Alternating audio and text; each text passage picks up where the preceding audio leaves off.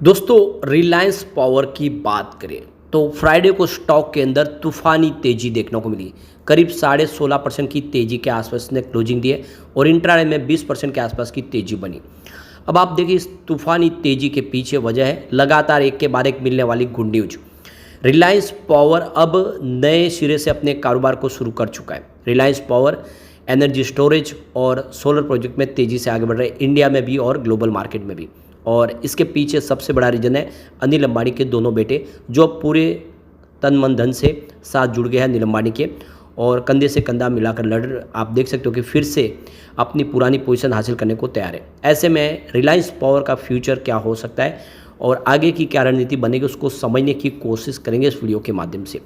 वैसे तो एक समय ये कंपनी डूबने की कगार पे थी, लेकिन अब कर्ज मुक्त हो चुकी है और काफ़ी अच्छा इस बार रिजल्ट भी दिया है। ऐसे में क्या सारा जो टेंशन था खत्म हो चुका है, समझने की कोशिश करेंगे। पिछले दिनों इसने 54 का हाई बनाया था, उस लेवल के आसपास स्टॉक ऑलरेडी वापस पहुंच चुका है। क्या इस बार नई हाई बनाएगा?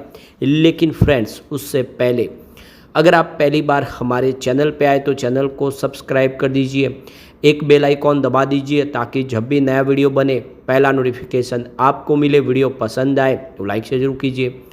चलो फ्रेंड्स, वीडियो स्टार्ट करते हैं। मैं हूँ आपका दोस्त एस.बी. दवे और हमारे अपने चैनल ऑनलाइन कमाई में आपका बहुत बहुत स्वागत है।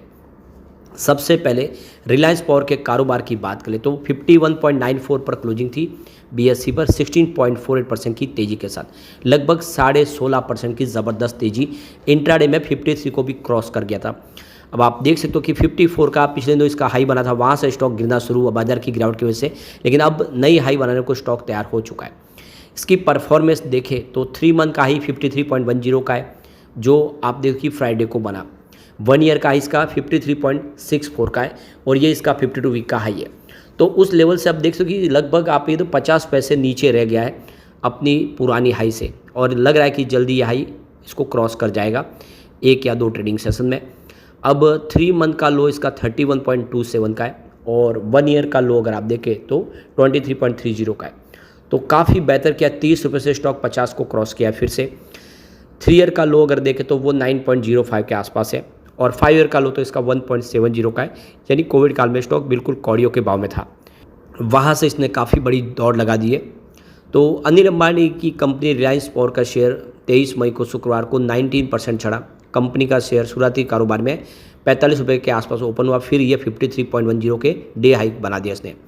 हालांकि आप देखें तो जो क्लोजिंग के आसपास 15-16% के आसपास रहा है।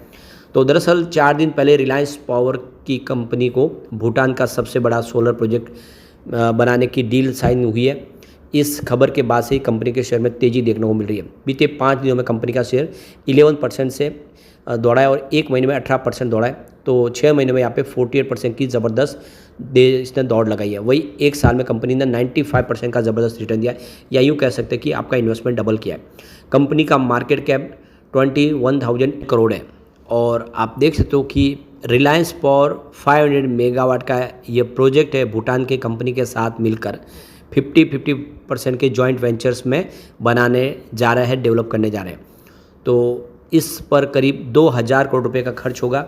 इस प्रोजेक्ट में, भूटान के सोलर प्रोजेक्ट में अब तक का सबसे बड़ा प्राइवेट सेक्टर का ये फॉरेन डायरेक्ट इन्वेस्टमेंट होगा, यानी एफडीआई के माध्यम से ये सबसे बड़ा निवेश अनिल अंबानी करने जा रहे हैं भूटान में। रिलायंस पावर ने भूटान की company Druk holding and investment limited यानी DHI के स्वामित्व वाली ग्रीन डिजिटल प्राइवेट लिमिटेड यानी GDL के साथ टर्म शीट साइन की है। इस प्रोजेक्ट को अगले 24 महीनों में चरणबद्ध तरीके से पूरा किया जाएगा। कंपनी ने एक बयान में कहा है कि रिलायंस पावर की total clean energy pipeline solar segment में 2.5 गीगावाट की पीक पर है, जो integrated solar and battery energy storage BESS segment में भारत की सबसे बड़ी कंपनी इसको बनाती है। यानी इस सेगमेंट की सबसे बड़ी कंपनी बनने का गौरव हासिल कर चुकी है। कंपनी ने कहा है कि बिजली को एक लॉन्ग टर्म एग्रीमेंट जरिए ग्रीन डिजिटल को बेचा जाएगा। रिलायंस पावर ने प्रोजेक्ट का काम शुरू करने के लिए कॉम्पिटिटिव बिडिंग प्रोसेस के जरिए कॉन्ट्रैक्ट की खोज शुरू कर दी है। रिलायंस पावर की सहायक कंपनी रिलायंस NU एनर्जी ने बीते दिनों ही एसजेविन की टैरिफ आधारित कॉम्पिटिटिव बिडिंग प्रोसेस में सबसे बड़ा एलोकेशन जीता है। कंपनी को 350 मेगावाट सौर ऊर्जा क्षमता के साथ 175 मेगावाट 700 माइक्रोहर्ट्ज की बैटरी एनर्जी स्टोरेज का सिस्टम जो प्रोजेक्ट है हासिल हुआ है। तो एसजेविन की तरफ से सरकारी कंपनी ने भी इसको एक बड़ा प्रोजेक्ट दे दिया है। और आप देखिए यहाँ पे सरकारी कंपनी एचजेवीएन लिमिटेड की कॉम्पिटिटिव बिडिंग प्रोसेस एक स्ट्रक्चर और ट्रांसपेरेंट मेथड है। इसका उपयोग सोलर, विंड, सोलर हाइब्रिड और हाइड्रो पावर प्रोजेक्ट जैसी रिन्यूएबल एनर्जी प्रोजेक्ट के लिए गुड्स सर्विसेज की खरीद और डेवलपर्स का चयन करने के लिए किया जाता है। इसके अलावा देखो, रिलायंस पावर की जो सब्सिडीज कंपनी है Reliance NU Suntech private limited के माध्यम से solar energy corporation of India के साथ ऐतिहासिक 25 वर्षीय विद्युत क्रय समझौता पीपीओ की घोषणा की है। Solar energy corporation of India के एक प्रमुख नवरत्न सरकारी कंपनी है और आप देख सकते हो कि ये एक बड़ा प्रोजेक्ट रिलायंस पावर को मिल रहा है। तो रिलायंस पावर अगले 24 महीने में एशिया की सबसे बड़ी एकल स्थान एकीकृत सौर और बैटरी ऊर्जा भंडारण प्रणाली परियोजना विकसित करेगी। यानी एक ही जगह पे सोलर और एनर्जी स्टोरेज का दोनों का ही प्रोजेक्ट होगा। 10,000 करोड़ रुपये तक का इसमें निवेश किया जाएगा। तो काफ़ी बड़ी प्रोजेक्ट है, इंडिया की ये सबसे बड़ी प्रोजेक्ट है और ये भी आप देखें रिलायंस पावर को मिल चुकी है।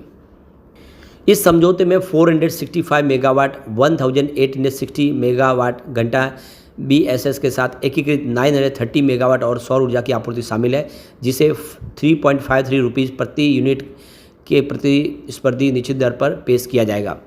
और अनुमोदित क्षमता को पूरा करने के लिए 1700 मेगावाट से अधिक सौर क्षमता स्थापित की जाएगी। बैटरी स्टोरेज के साथ सौर उत्पादन का ये एकीकरण विश्वसनीय लचीलापन दोनों को सुनिश्चित करेगा, जिससे पीक डिमांड और ग्रिड स्थिरता के मुद्दे का समाधान होगा। तो बिडिंग प्रक्रिया के माध्यम से ये प्रोजेक्ट भी जीता है। तो एक के बाद एक बहुत सारे प्रोजेक्ट अब रिलायंस पावर की झोली में आ चुके हैं, जो इशारा करेंगे के बाद में उसमें रिलायंस पावर कमाल कर सकता है। यहाँ पे कंपनी ने आप देखें तो Q4 भी काफ़ी बेहतर बताया। कंपनी का प्रॉफिट 126 करोड़ के आसपास रहा है और पिछले साल सेम क्वार्टर में 397 करोड़ का लॉस था। तो कंपनी लॉस से प्रॉफिट में आ चुकी है। और कंपनी का अगर आप देखें तो जो रिवेन्यू है वो हल्का सा घटा, देख सकते हो 2193.85 करोड़ के आसपास, जो घट के 2066 करोड़ के आसपास है। और कंपनी का खर्च देखें तो 2615 करोड़ के आसपास, जो घट के 1998 करोड़ के आसपास है। तो देख सकते हो कि कंपनी का खर्च घटा जिससे प्रॉफिट बढ़ा है कंपनी का। यहाँ पे अगर हम इसके शेयर होल्डिंग पैटर्न को देखें तो प्रमोटर की होल्डिंग 24.98% के आसपास है, यानी 25% के आसपास है प्रमोटर ग्रुप, जिसमें रिलायंस इंफ्रा की होल्डिंग है ये। डोमेस्टिक इंस्टीट्यूशनल DI की होल्डिंग की बात करें तो यहाँ पे 3.20% की होल्डिंग है। फॉरेन इंस्टीट्यूशनल इन्वेस्टर FII की बात करें तो उनकी होल्डिंग काफ़ी ज़्यादा है, 12.87% की होल्डिंग FII की, यानी FII ने काफ़ी ज़्यादा भरोसा किया हुआ है। जनरल पब्लिक की बात करें उनकी 48.61% की होल्डिंग है और यहाँ पे गवर्नमेंट की 0.01% की होल्डिंग है। कुल मिला के रिलायंस पावर अब बड़ा धमाका करने को तैयार हो चुका है। लेकिन फ्रेंड्स, कोई भी इन्वेस्टमेंट करने से पहले अपने फाइनेंशियल एडवाइजर से एडवाइस ले या अपना खुद का रिसर्च करें, क्योंकि मैंने वीडियो आपके एजुकेशनल पर्पज़ के लिए ही बनाया। वीडियो पसंद आए तो लाइक शेयर जरूर कीजिए और चैनल को सब्सक्राइब कर दीजिए। Thank you friends.